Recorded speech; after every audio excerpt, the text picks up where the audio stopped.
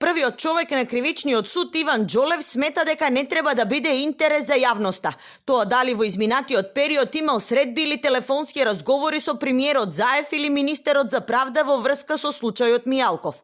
Денес во Штип избегна да даде конкретен одговор на новинарското прашање, посочувајќи дека тој како преседател во текот на работниот ден имал многу состаноци. Јас комуницирам и се среќавам, состанувам, исто како што сум и цука во судот, секогаш кога е тоа во интерес на кривичниот суд, на судското постапување, така да имам многу бројни состаноци. Значи не сте имали со премиерот или министрот за правда? Реков дека тоа сметам дека не треба да биде интерес на јавноста, односно дека во таа смисла не гледам причина за транспарентност.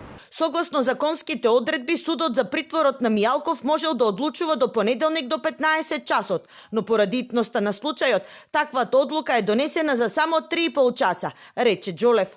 Предлогот за притвор е стигнат во судот во недела во 3 часот, а одлуката изготвена е во 18:30, тоа се на се 3,5 часа. Пред 2 дена Мијалков, по кој се трагаше и беше распишана меѓународна потерница, сам се пријави во обвинителството за да си го подигне решението за домашен притвор. Тогаш изјави дека бил во изолација и не знаел дека го барат.